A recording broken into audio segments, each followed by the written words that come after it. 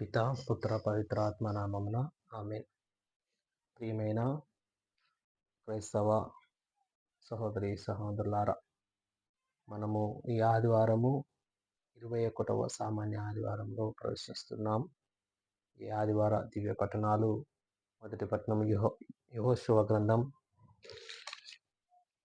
24వ అధ్యాయం 1 నుంచి 2 వరకు మరియు 15వ వచనం నుంచి 18వ వచనం వరకు. రెండవ పట్టణం ఎఫెసీయులకు రాసిన లేఖ 5వ అధ్యాయం 21 నుంచి 32 వరకు. సువిశేషము యోహాను సువార్త 6వ అధ్యాయం 60 నుంచి 69 వరకు. ప్రియమైన సహోదరులారా, ఈ వాక్యం ధ్యానాంశంలోకి వెళ్ళే ముందు మరి ఎంతోమంది మీ యొక్క ప్రార్థనల సహాయం ద్వారా, ఆర్థిక సహాయం ద్వారా ఈ యొక్క వీడియోలు చూస్తూ ఎంతోమంది ఆదరిస్తున్నారు. దానికి గాను నా హృదయపూర్వక వందనాలు. అదేవిధంగా మీరు మీ కుటుంబాలు మరి ఈ వీడియోలు చూస్తూ దీవించబడుతున్నారని నేను నమ్ముతూ మీ కొరకు నేను ప్రార్థిస్తున్నాను. మనం ఈరోజు దివ్యగ్రంథ పట్టణాలను ధ్యానించినట్లయితే, ప్రియ సహోదరులారా, 17వ సామాన్య ఆదివారం నుంచి ఈ యొక్క 21 సామాన్య ఆదివారం వరకు మనం యోహాను సువార్త 6వ అధ్యాయం నుంచి మనము వాక్యాన్ని ధ్యానిస్తున్నాము. మొదటగా మనము ఈరోజు దివ్య పట్టణము మొదటి పట్టణంలో గమనించినట్లయితే, యెహోషువ నాయకత్వంలో ఇజ్రాయేలీయులను కానాను దేశం చేర్చిన యెహోషువ, మరి మోషే తర్వాత దేవుడు ఇశ్రాయేలును నడిపించేందుకు యెహోషువని ఎన్నుకొని మరి వారిని కానాను దేశము నడిపించి అక్కడ 12 తెగలకు అక్కడ కానాను ప్రదేశమును ఆ యొక్క స్థలమును పంచి ఇచ్చిన తర్వాత వారందరినీ షెకెము అనే స్థలములో సమావేశపరిచి అక్కడ వారికి ఈ యొక్క మనది 50 ఇచ్చిన యొక్క 10 ఆజ్ఞలు మరి ఒకసారి చదివి వారికి వినిపించి, అందులో ముఖ్యంగా మొదటి ఆజ్ఞ గురించి మరి వారికి గుర్తు చేస్తున్నాడు. ఏమని అంటే, దేవుణ్ణి నేనును నా కుటుంబం మాత్రమే ప్రభువుని యావేనే సేవించేదము. మరి మీరు ఎవరిని సేవించెదరో, ఎవరిని పూజించెదరో మీరు తేల్చుకోండి అని చెప్పి మరి ఆ ప్రజలకు పిలుపునిచ్చాడు. ఎందుకనగా మరి 40 సంవత్సరాలు దేవుడు వారిని నడిపించారు. 40 సంవత్సరాలు వారు ఆహారం లేకున్నప్పుడు మన్నాను కురిపించాడు. మరి రాత్రి అగ్నిస్తంభమై పగలు మేఘస్తంభమై వారు నడిపించాడు. మరి వారికి కావలసినప్పుడు నీరు కావాలన్నప్పుడు మారా స్థలములో చేదు నీటిని తియ్యటి నీటిగా మార్చాడు. మరి వారికి వాళ్ళ యొక్క చెప్పులు అరగకుండా, వారి బట్టలు మార్చిపోకుండా వారు నడిపించిన దేవుడు. మరి వారికి కానాను దేశంలో కనానీయుల మీద అనేక యుద్ధములు జరిపించిన తర్వాత ఆ యొక్క స్థలాన్ని వారు స్వతంత్రించుకున్నారు. మరి యెరికో పట్టణము కానీ ఎన్నో యుద్ధాల తర్వాత వారి యొక్క స్థిరపడుతున్నప్పుడు మరి ఆనాటి కాలంలో మరి ఏంటి వాళ్ళు నమ్మకం ఏంటంటే, మరి ఒక్క ప్రదేశంలో ఉన్న దేవుడు ఇంకో ప్రదేశానికి వెళ్ళినప్పుడు అక్కడ ఈ యొక్క దేవుని శక్తులు పనిచేయమని కొంతమంది నమ్మేవారు. సో ప్రతి ఒక్క దేశానికి ఒక ఆ దేశంలో పూజించే దేవుళ్ళు ఉండేవారు. సో ఆ విధంగా వీళ్ళు అక్కడ అమరేయులు ఉన్నప్పుడు మరి ఆ యొక్క దబ్బర దేవులను మీరు పూజిస్తారా? అక్కడున్న మరి యొక్క లోకల్ అక్కడున్న ప్రజలు పూజించే దేవుళ్ళని పూజిస్తారా ఏమో అని చెప్పి ఈ యొక్క యెహోషువ ముందుగానే ఈ యొక్క ఇశ్రాయేలీయులకు మరి మీరు మర్చిపోకండి, మరి ఎర్ర సముద్రము చీల్చి నడిపించిన దేవుడు, మన్నాను కురిపించిన మరి యావే దేవుడు, మరి మనము ఐగుప్తులో మనం బానిసత్వంలో ఉన్నప్పుడు మన కన్నీటిని చూచి విడిపించిన దేవుడు, మరి మీరు ఏ దేవుని మీరు సేవిస్తారు అని చెప్పి ఆ యొక్క యెహోషువ పిలుపునిచ్చినప్పుడు ఇశ్రాయేలీయులందరూ ఏకుమ్మటిగా మేము యావే దేవుని పూజించమని శపథం చేసి ఉన్నారు. మరి యొక్క యెహోషువ వారి యొక్క కుటుంబం ఆదర్శప్రాయంగా నిలిచింది. మరి వారిని చూసి మిగతా వాళ్ళందరూ కూడా యెహోషువ విశ్వసనీయంగా ఉన్నాడు. ఎందుకంటే మోషేతో దగ్గర ఉండి యావే ప్రభుని శక్తిని చూసిన యెహోషువ అతన్ని ఇక ప్రజలకు మరి చెప్తున్నాడు. మరి మీరు విశ్వాసంగా ఉంటారా? అవిశ్వాసంగా ఉంటారా? మనల్ని నడిపించింది, మనల్ని ఇక్కడ తీసుకొచ్చింది ఎవరు? మన దేవుడు. మరి ఈ షెకెము అన్న స్థలములో మన యావే దేవుడు అబ్రహామునకు వాగ్దానం చేసి ఉన్నాడు. అబ్రహాము ఆదికాండం 12వ అధ్యాయం 4వ వచనంలో షెకెము స్థలములోనే యావే ఆ యొక్క భూమిని అబ్రహామునకు ఆయన సంతానముకు ఇస్తానని వాగ్దానం చేసి ఉన్నాడు. మరి ఆ యొక్క స్థలమునే యెహోషువ ఎన్నుకున్నాడంటే, అబ్రాహామా, నీవును, నీ ఇంటి వారిని, నీ యొక్క సంతతి వారిని మరి నేను అభివృద్ధి చేసేదను. ఆకాశంలోని చుక్కల వలె మరి ఒక సముద్రం ఒడ్డున, సముద్రం దగ్గరలో ఉన్న ఆ యొక్క ఇసుక రేణువుల వలె నీ సంతతిని అభివృద్ధి చేస్తానని ఆ యొక్క వాగ్దానం నెరవేరిందనే సూచికగా ఈ షెకెము అనే స్థలంలో మరి అబ్రహాము, మరి ఆ యొక్క ఇజ్రాయేలీయులు వారి యొక్క పూర్వీకులు దేవుని యొక్క నిబంధనను ఎలాగైతే వాళ్ళు ఈ దేవుని నిబంధన నెరవేరిందో, ఆహ్, అబ్రహాముకు చేసిన వాగ్దానం నెరవేరిందన్న సూచికగా ఆ యొక్క స్థలంలో ఇజ్రాయేలీయులను సమావేశపరిచి వాళ్ళకు గుర్తు చేస్తున్నాడు. అదే విధంగా ఆ షెకెము స్థలము అక్కడనే యాకోబు మరి లాబాను వాళ్ళ యొక్క మామ దగ్గర మరి 40 సంవత్సరాలు ఊడిగం చేసి మరి తిరిగి వస్తుండగా, అక్కడ అతను పండుకున్నప్పుడు అక్కడ ఒక దైవదర్శనం కలిగినప్పుడు ఆ స్థలంలోనే బలిపీఠం ఏర్పరిచాడు. మరి అదే షెకెము అనే స్థలంలోని యోసేపును గూడా మరి అక్కడ పాతిపెట్టినట్టుగా మనము ఆదికాండము 33వ అధ్యాయము 18-20 వచనం వరకు మనము చదువుతున్నాం. ప్రియ సహోదరి, సహోదరులారా, అదే విధంగా ఇజ్రాయేలీయులు వారి యొక్క పితరులు దేవుని యందు తమ విశ్వాసమును వెల్లడించిన స్థలమది. అబ్రహామే కానీ, ఆహ్, యాకోబే కానీ, ఈ 50 దేవుని అనుభవించిన స్థలమది. వారితోడు ఒక ఒడంబడిక చేసుకున్నాడు. ఆ ఒడంబడిక నెరవేరింది అని, ఆ ఒడంబడిక నూతనీకరణ చేయటానికి యెహోషువ ఆ స్థలాన్ని ఎంచుకొని, మరి మీరందరూ శపథం చేయండి. ఈనాటి నుండి మొదలుకొని మరి మన ఎన్నో దేవదూతలు, ఎన్ని దబ్బర దేవతలు మరి చుట్టుపక్కల మరి ఇతరులు పూజించే దేవతలున్నారు. మరి మీరెవరిని పూజిస్తారు అని జెప్పి యెహోషువ పిలుపునిచ్చి అతను నేనును నా ఇంటి వారును మాత్రం ప్రభువుని సేవించడం. మన పాట నేనును నా కుటుంబమును ప్రభుని మాత్రమే సేవింతును. నాకు ఏమి కలిగినను, ఎవరు ఏమి పలికినను, ప్రభువే నాకు ఆనందము, ప్రభువే నాకు సంతోషం.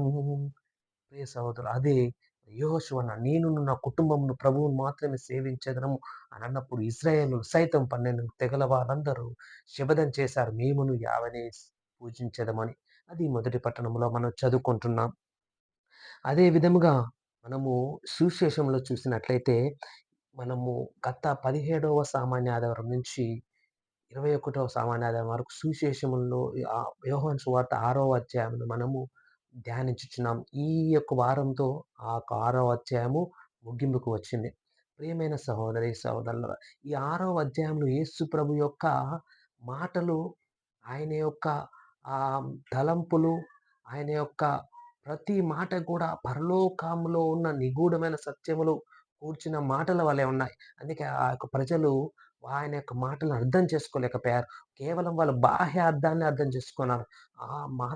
యోహాను సువార్త 6వ అధ్యాయం మొదలుకొని మొదటగా యేసు ప్రభువు ఆహ్, 5 రొట్టెలు 2 చేపలు 5,000 మందికి ఆహారంగా పంచినప్పుడు, అయ్యో, ఈయననే మనకు వచ్చే ప్రవక్త అని జెప్పేసి ఆ యూదులు ఆ ప్రజలు అతనిని రాజుగా చేయదలిచినప్పుడు అతను అక్కడి నుంచి వెళ్ళిపోయాడు. ఎందుకంటే ఈ లోకపరమైనది దాన్ని నెరవేర్చడానికి నేను రాలేదని జెప్పి యేసుప్రభు అక్కడి నుంచి తప్పుకున్నాడు. మరి ఆ తర్వాత ఏమైంది?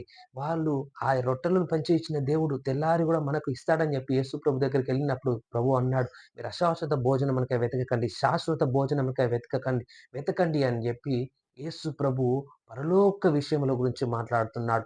శాశ్వతమైన విషయముల గురించి మాట్లాడుతున్నారు. కానీ ఇక ప్రజలు మాత్రం అశాశ్వతమైన దానిని వెతుకుతున్నారు. ఈ లోక సంబంధమైన రాజుగా చేయాలి.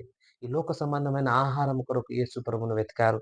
అదే విధముగా మీరు మీరు పరలోకమందున్న మా యొక్క తండ్రి పంపించిన యొక్క కుమారుని నమ్మిన ఎడల మీకు నిత్యజీవము ఉండునని పలికినప్పుడు, మేము నమ్మాలంటే మాకు ఎటువంటి గుర్తునిచ్చేదవు అని ఈ లోకపరమైన గుర్తులను వాళ్ళు అడుగుతున్నారు. కానీ ప్రభువు పరలోక మహారహస్యముల గురించి మాట్లాడాడు. అదే విధముగా మరి మా యొక్క పితరులు మన్నాను భుజించారని పలికాడు. కానీ యేసు ప్రభువు ఆత్మీయ విషయాలు, మరి నేనే జీవాహారం, నన్ను భుజించువాడు మరణించినను జీవించునని మరి పరలోక సత్యములను, మరి ఆ యొక్క పరలోక భాషను దేవుడు యేసుప్రభు వారితో మాట్లాడాడు. మరి నేనే పరలోకం నుంచి దిగివచ్చిన మరి మన్నాను నన్ను భుజించువాడు మరణించును జీవించును అన్నప్పుడు వాళ్ళేమన్నారు, "ఇతను యేసేపు కుమారుడు కాదా? అతని తల్లి మరియ కాదా? ఇతనికి సోదరులు మన మధ్యలో లేరా?" అని లోకపరంగా ఆలోచించారు. తర్వాతొచ్చేసి, "నా శరీరము ఈ లోకము జీవించుటకు నేనిచ్చు ఆహారం నా శరీరము. నన్ను భుజించువాడు నిరంతరము జీవించునన్నప్పుడు, అయ్యో! ఇతని శరీరాన్ని ఎలా భుజిస్తారు? ఇతని శరీరాన్ని మనం భుజించేదము. ఇతని రక్తాన్ని మనమెట్లా పానం చేసేదము? మరి మన యూదులం కదా!" లేవీయులు రాసిన లెక్క 7:24లో అన్నారు, జంతువుల రక్తంను గాని, మరి ఇతర ఏ రక్తమును గూడా వాళ్ళు ముట్టుకొనరు. మరి యేసు ప్రభు కూడా యూదుడే. ఆయనకు తెలియదా? మరి ఇలా తన శరీరమును భుజించిన రక్తమును పాయనం చెయ్యని వానికి వాని యందు నేను ఉండను. వానికి నాకు ఎటువంటి పొత్తు లేదని ప్రభువు పలికినప్పుడు, వాళ్ళు దాన్ని బాహార్థంగా చేసుకొని, ఇతని శరీరాన్ని మనమెట్లా తింటామని జెప్పి, ఇవన్నీ బోధనలు విన్నవారు ఆ యొక్క యేసు ప్రభు ఆలోచనను గ్రహించలేకపోయారు. అతను దేని గురించి మాట్లాడుతున్నారని వాళ్ళు గ్రహించలేకపోయి, ఆ యొక్క అక్కడున్న ప్రజలు, మత పెద్దలు, మరి శిష్యులు, చాలామంది శిష్యులు ఒక కాడ మనము వేరే ఒక చోట గూడా చదివి ఉన్నాం. యేసుప్రభు 72 మందిని పంపించాడని. 72 మంది శిష్యులను ఇద్దరిద్దరుగా పంపాడని. మరి చాలామంది శిష్యులు, ప్రజలు, మత బోధకులు యేసు ప్రభువును తప్పుపట్టి, అతని మాటలు కఠినంగా ఉన్నాయి. ఇతన్ని ఎవరు వెంబడించెదరని కొంతమంది యేసు ప్రభువును వదిలిపెట్టి వెళ్ళిపోయారని ఈరోజు సువిశేష పట్టణంలో మనము చదువుకొని ఉన్నాం. ఆ! మరి మత నాయకులే కాదు, ప్రజలే కాకుండా శిష్యులు గూడా మరి కొంతమంది శిష్యులు గూడా వెడలిపోయినప్పుడు, యేసు ప్రభువు పేతురు వైపు తిరిగి, "మీరు కూడా విడిచి వెళ్ళెదరా?" అని అడిగినప్పుడు, పేతురు 12 మంది శిష్యుల తరపున యేసు ప్రభుతోని అంటున్నాడు, "ప్రభువా! నీవే నిత్య జీవపు మాటలు గలవాడవు.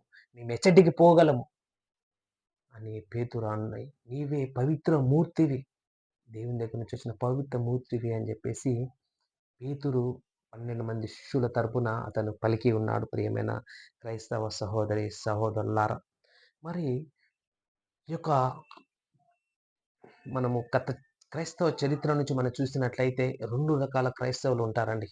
ఒకటేమో ఎక్స్‌పెక్టెడ్ క్రిస్టియన్స్. రెండోదొచ్చేసి కమిటెడ్ క్రిస్టియన్స్. ఎక్స్‌పెక్టెడ్ అంటే ఆశపడే క్రైస్తవులు. ఆ! ఏదన్నా నిరీక్షించి ఏమొస్తదో, ఏ లాభం వస్తదని వెంబడించే క్రైస్తవులు.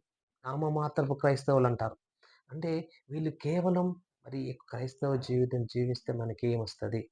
మనకేమి లాభం చేకూరుతది? క్రైస్తవులుగా ఉంటే మనకెక్కడ ఎటువంటి లబ్ధి నామమాత్రం పేరుకు మాత్రమే వీళ్ళు. ఆ! తర్వాత రెండో రకంలో క్రైస్తవులు మరి దేవుని వెంబడించేవారు ఎవరంటే కమిటెడ్ క్రిస్టియన్స్ అనంటే మరి వాళ్ళు కట్టుబడి జీవించేవాళ్ళు. క్రైస్తవము యొక్క జీవితంలో ఉన్న అర్థం, పరమార్థాన్ని ఎరిగి ఉన్న క్రైస్తవులు. ఒక పేరుకే కాదు, ఒక పండగలకు రావడమే కాదు, మరి కష్ట నష్టాలు వచ్చినప్పుడు దేవుని వదిలిపెట్టి చర్చికి రాకుండా ఉండే క్రైస్తవులు కాదండి వీళ్ళు. కష్టమొచ్చినా, నష్టమొచ్చినా, మంచి జరిగినా, చెడు జరిగినా దేవుని పట్టుకొని దేవుని కొరకు తన రక్తాన్ని సహితం చిందించే అటువంటి క్రైస్తవులు ఈ యొక్క కమిటెడ్ క్రిస్టియన్స్ అని అంటారు. మరి ఈరోజు సువిశేష పట్టణంలో అతని మాటలు కఠినంగా ఉన్నాయని వదిలిపెట్టే క్రైస్తవులేంటంటే, వాళ్ళ యొక్క ఆశపడి వచ్చిన వాళ్ళే. ఈ లోకపరమైన ఆశీర్వాదం దొరుకుతదని, ఏదో అద్భుతం జరుగుతదని వచ్చి రావడమే, లేకపోతే ఏదో నాకు అప్పు సమస్యలు పోతాయని, లేకపోతే ఏదో ఒక స్వస్థత జరుగుతదని వచ్చే క్రైస్తవులే. కానీ కష్టం కలిగిన, నష్టం కలిగిన, వ్యాధి వచ్చినా, బాధలొచ్చినా, ఏది వచ్చినా నేను దేవుని వదిలిపెట్టననే క్రైస్తవులు కాదు. ఈరోజు ఆ యొక్క బోధలు కఠినముగా ఉన్నాయని వెళ్ళిపోయారు. మనం గూడా చాలా సార్లు చాలామంది క్రైస్తవులు కొంచెం కష్టం రాగానే, కొంచెం బాధలు లేకపోతే మనకు దగ్గరైన వారు ఎవరైనా కోల్పోయినప్పుడు, మన దేవుని మీద మనము విశ్వాసం కోల్పోతారండి. దేవుని చెంతకే రారు. మాకేం చేశాడండి దేవుడు? మేము ఎందుకు రావాలి? మాకు అన్యాయం జరిగిందే అని జెప్పేసనంటాడు. కానీ మరి దేవుణ్ణి మనం ఈరోజు చూసినట్లయితే మీలో కొంతమంది మీకు అవిశ్వాసం లేదు. మీరు నన్ను విశ్వసించలేదు. అయినను దేవుడు వారిని వదిలిపెట్టలేదు. దేవుడు వారిని మీరెందుకు వెళ్ళిపోతున్నారు అని జెప్పి బలవంతం చేయలేదు. మీరు నన్ను విశ్వసించలేదు. అయినా కానీ దేవుడు వారిని ప్రేమించాడు. ప్రియమైన సహోదరి, సహోదరులు ఈరోజు సువిశేషంలో దేవుడు అంటున్నాడు. అందులో యూదా ఇస్కరియోతును గురించి గూడా యేసు ప్రభు ఏమని ఉన్నాడంటే, మనం చదువుకున్నాం యోహాను సువార్త 6వ అధ్యాయం 64వ వచనములో కానీ మీలో విశ్వసింపని వారు కొందరున్నారు అని పలికెను. ఆ విశ్వసింపని వారు ఎవరో, తన్ను అప్పగింపబోవాడు ఎవడో మొదటి నుండియే యేసుకు తెలియును. అయినను దేవుడు అతనిని ఏనాడు కూడా ఆ పాయింట్ ఔట్ చేసి మాట్లాడలేదు. ఈరోజు మనము మనము మన గురించి సమస్తం ఎరిగిన దేవుడు. మనం ఎప్పుడు చిన్న చిన్న కష్టాలకు తొలగిపోయే వాళ్ళమా? నిజముగా ఆయనను వెంబడించే వాళ్ళమా? అతని కొరకు జీవించే వారమా? కాదా? అని చెప్పి కూడా దేవుడు మనకు తెలిసిన వారు. అయితే పేతురు మరి అతను కంప్లీట్‌గా మరి యేసు ప్రభు బోధనలు అర్థం చేసుకున్నాడా? ఆయన శరీరమును భుజించి ఆయన రక్తమును తాగడం అనగా ఏంటి అనేది అని పేతురు అర్థం చేసుకున్నాడా? అనంటే ప్రియమైన సహోదరి, సహోదరులారా! ఈ దేవుని యొక్క పరిశుద్ధాత్మ శక్తి ఉంటేనే తప్ప, అది అందులో ఉన్న నిగూఢమైన శక్తిని మనం అర్థం చేసుకోలేం. యేసు ప్రభు బోధనలు విని వెనుకకు తిరిగిపోయిన అట్టుగా మనం ఏ సువార్తలు ఎక్కడ వినలేదండి. కేవలం ఇక్కడ మాత్రమే మనం చూస్తున్నాం.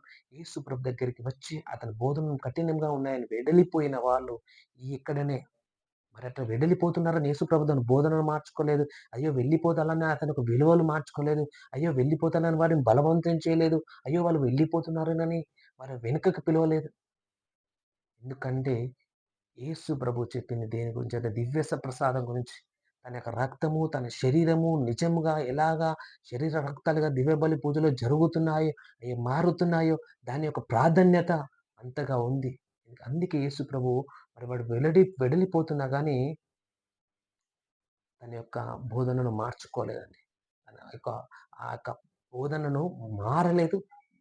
ప్రజలకు అనుగుణంగా దాన్ని ప్రసంగించలేదు. ఎందుకంటే ప్రియమైన దేవుడు ఈరోజు కూడా మరి అవిశ్వాసము వలె మనం కూడా కొంతమంది ఉన్నాం. మరి అవిశ్వాసుల వలె మనం కూడా యేసుప్రభుని సమస్యలొచ్చినప్పుడు వదిలిపెడతాం.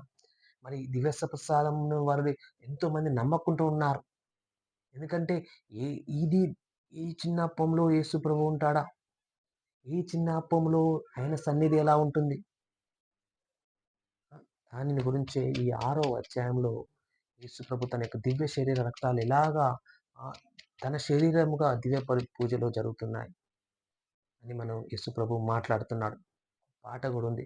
చిరుగాలికి సైతం ఊగిసలాడే అప్పంలో పెనుగాలిని తుఫానులను ఆపే ప్రభువే ఉన్నాడని తెలుసుకో.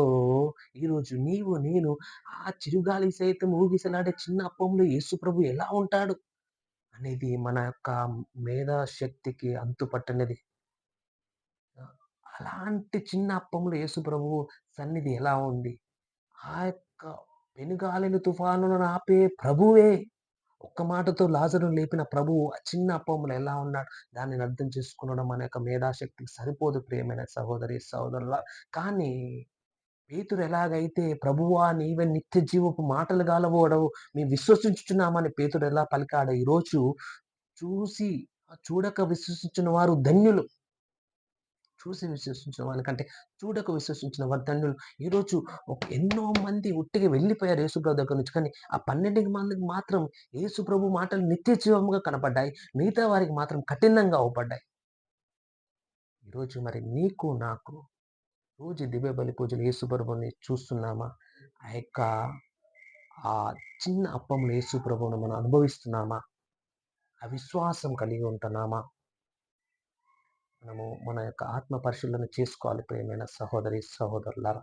ఆ యొక్క కథోలిక విశ్వాసం చాలా గొప్పది. అది ఒక గొప్ప భాగ్యం. అది మన అదృష్టం.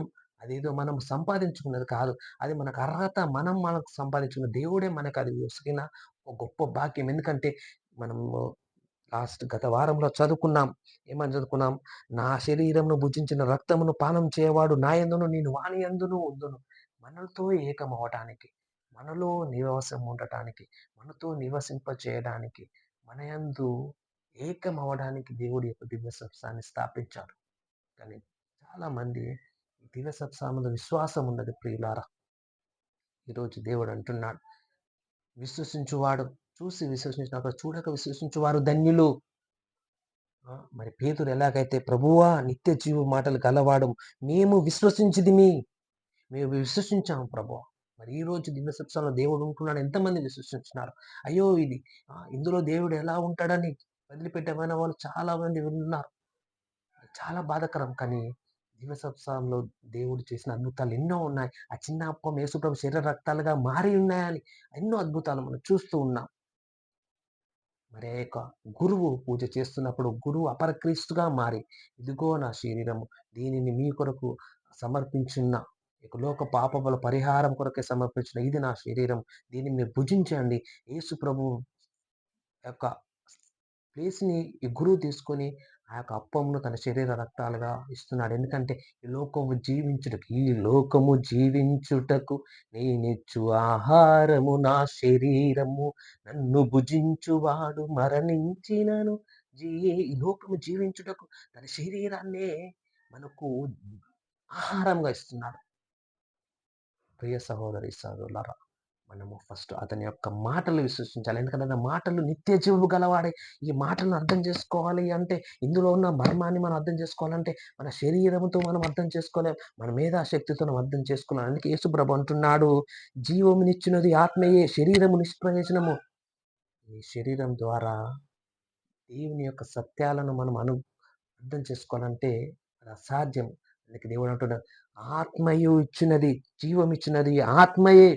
ఆ ఆత్మ ద్వారానే మనం జీవము గల సత్యాలను, పరలోక మహా రహస్యాలను మనం అర్థం చేసుకోగలం. శరీరంతో మనం అర్థం చేసుకోలేం. ప్రియమైన దేవుని బిడ్డలారా, ఈరోజు ఆ యొక్క ప్రజలందరూ యేసు ప్రభు వదిలిపెట్టిపోయిన శిష్యులు మాత్రం విశ్వాసంగా ఉన్నారు. అయ్యా విశ్వసనీయత ఉంది. ఆ యొక్క యేసు ప్రభుతో వాళ్ళు అనుభవించి ఉన్నారు. ప్రభువా! ఎవరు విడిచినా మేము వదిలిపెట్టం ప్రభా! ఎందుకంటే నువ్వు నిత్య జీవం మాటలు కాలవు. మేమే విశ్వసించితిమి. మేము విశ్వసించాం ప్రభా! మేము నమ్మాం. ఈరోజు నీవు నేను నమ్మాలి. విశ్వసించాలి. అతని వాక్కును నమ్మాలి. ఆ యొక్క దివ్య సప్రసాదాన్ని నమ్మాలి. ప్రియమైన సహోదరి, సహోదరులారా! ఈ యొక్క విశ్వాసము లోపం అవ్వటం వల్ల ఈ అవిశ్వాసం చేత చిన్న చిన్న కష్టాలొచ్చినప్పుడు మనము దేవుని నుంచి దూరంగా వెళ్ళిపోతాం. చిన్న చిన్న బాధలొచ్చినప్పుడు దేవుని నుంచి దూరంగా వెళ్ళిపోతాం. విశ్వాసం లేక. మొదటిది ఆయనను విశ్వసించాలి. రెండవది అతని వాక్యంని నమ్మాలి. మూడవది దివ్యస ప్రసాదాన్ని విశ్వసించి ఆ యొక్క దివ్యసత్వాన్ని స్వీకరించాలి. ప్రియమైన దేవుని బిడ్డలారా! అందుకే ఇది దేవుణ్ణి స్వీకరించాలంటే దేవుడు ఎవరిని బలవంతం చేయడండి. ఎవరిని బలవంతంగా నా కట్టడాలు, నా బోధనలు వినండని ఎక్కడ చెప్పలేదు. స్వేచ్ఛాయుతగా నీ మనస్ఫూర్తిగా నీవు దేవుని దగ్గరికి వచ్చి విశ్వసించాలి. అదే విధంగా మనము ప్రభువుని వెంబడించువాడు, సేవించువాడికి ఎన్నో కష్టాలు, బాధలొస్తాయి. మరి వీరందరూ పేతురు అన్నాడు గదా! ప్రభువా! నువ్వెక్కడికి వెళ్ళిన నీతోనే మేము ఉంటాం ప్రభు. మరి ప్రభువుని పూజించే వాళ్ళు, అతన్ని సేవించు బిడ్డలకు ఎన్నో కష్టాలు, బాధలు వస్తూనే ఉంటాయి. ఈ లోకంలో మీరు కష్టాలు అనుభవించెదరు ధైర్యం వహింపుడు. నీ లోకాన్ని జయించితిని. ఈ లోకములో కష్టాలు మీరు అనుభవించెదరు. ధైర్యము వహింపుడు. ఈ లోకాన్ని జయించితిని. అవును. ప్రియమైన దేవుని బిడ్డలారా! లూకాసు వార్త 9:23లో అంటున్నారు. నన్ను అనుసరింపుగోనువాడు తనను తాను త్యజించుకొని తన సిలువను ఎత్తుకొని నన్ను వెంబడించాలి. ఆయనను సేవించడం అంటే, ఆయనను పూజించడం అంటే, మరి క్రైస్తవులుగా పిలువబడడం అంటే మనల్ని మనం త్యజించుకొని సిలువను ఎత్తుకొని అతన్ని వెంబడించాలి. అదేవిధంగా మత్తయి సువార్త 10:21, 22లో నా నిమిత్తము మీరు హింసింపబడినప్పుడు, మీరు అవమానింపబడినప్పుడు మీరు ధన్యులు. క్రైస్తవులుగా పిలువబడ్డ మనము హింసించబడతాం. దేవుని పేరిట హింసించబడు వారు ధన్యులు. అవమానములకు సిద్ధంగా ఉండాలి. హింసలకు సిద్ధంగా ఉండాలి. వాళ్ళు మహా అంటే మన శరీరాన్ని చేయవచ్చు కానీ మన ఆత్మను ఎవరు కూడా దాన్ని తాకలేరు. ప్రియమైన ఆత్మను శరీరంలో నశించు వారికి భయపడకుడు కానీ ఆత్మను శరీరంలో నశించువాడెవడు? దేవుడు. అదే విధంగా నాలుగవదిగా ఇరుకైన ద్వారము ప్రవేశించుడు. ఇరుకైన మార్గం జీవమునకు దారి తీయును. క్రైస్తవులకు పిలువబడిన మనం ఇరుకైన మార్గములు, కష్టతరమైన మార్గము అనంటే ఈ లోకము విచ్చలవిడిగా జీవించడం కాదండి. సుఖభోగాలతో జీవించేది కాదు క్రైస్తవ జీవితం. కొన్ని విలువలతో త్యాగపూరితమైన జీవితం, ప్రేమపూరితమైన జీవితం, ఓర్పు, సహనం, ప్రేమ కలిగి ఈ యొక్క క్రైస్తవ జీవితం. అయితే ఈ ఇరుకు మార్గము జీవమునకు దారి తీయును. మరి నాలుగవదిగా లూకాసు వార్త 14:33లో సమస్తమును త్యజించేనే తప్ప ఎవడును నాకు యోగ్యుడు కాదు. ఈ లోకము, లోకభోగాలను, సుఖభోగాలను త్యజించిన తప్ప ఎవడును నాకు యోగ్యుడు కాడు. దీనికి గాను ఆయనను వెంబడించడం అంటే ఇవన్నీ కూడా మనం పాటించాలి. ఆయనను వెంబడించాలంటే మనల్ని మనం త్యజించుకోవాలి. ఆయనను వెంబడించడం అంటే మనల్ని మనము సిద్ధపరచుకోవాలి అవమానాలకు, హింసలకు గురి కావడానికి. ఆయనని వెంబడించాలంటే మన సిలువను ఎత్తుకొని అతన్ని వెంబడించాలి. ప్రియమైన సహోదరి, సహోదరులారా, ఈరోజు ఇవన్నీ షరతులు పెడుతున్నాడు దేవుడు. ఈ షరతులందరికీ బలవంతంగా కాదండి, ఇష్టపూర్తిగా స్వీకరించి తనను వెంబడించు బిడ్డలకే. మరి ఈ వాక్యాన్ని మనందరం కూడా విని ఉన్నాము. దీని ద్వారా మీరందరూ దీవించబడుతున్నారని నేను నమ్ముచున్నాను. ప్రియ క్రైస్తవ సహోదరులారా, మీ కొరకు నేను నాకు ప్రార్థనలో గుర్తుపెట్టుకొని మీ కొరకు ప్రార్థన చేస్తున్నాను. ప్రార్థన అవసరం ఏమున్నా కమెంట్‌లో తెలియచేయండి. ఇంకా ఇతరులు కూడా ఈ వాక్యాన్ని మీరు షేర్ చేస్తూ సబ్స్క్రైబ్ చేసుకోమని నేను మనవి చేస్తున్నాను. చిన్న ప్రార్థన చేసుకొని ఈ యొక్క వాక్యాన్ని ధ్యానించాన్ని ముగించుకుందాం. సర్వశక్తిగల మా దేవా, నిత్య జీవపు మాటలు కలిగిన మా దేవా, నీకే స్తోత్రం. నీ వాక్యము జీవం గలది. నీ వాక్కు నిత్య జీవమునిచ్చు వాక్కు ప్రభువా, నీకే స్తోత్రం. అయ్యా, ఈ యొక్క వాక్యంలోని సెలవిస్తున్నావు. నన్ను వెంబడించువాడు తనను తాను తగ్గించుకొని నన్ను వెంబడించాలి.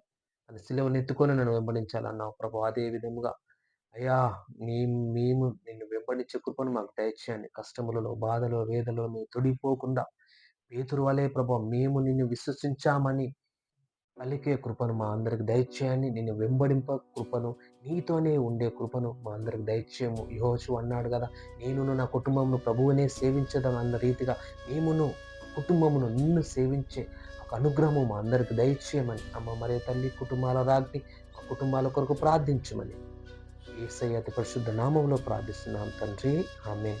పిత, పుత్ర, పవిత్ర ఆత్మ నామమున ఆమేన్. Praise the Lord. హల్లెలూయా.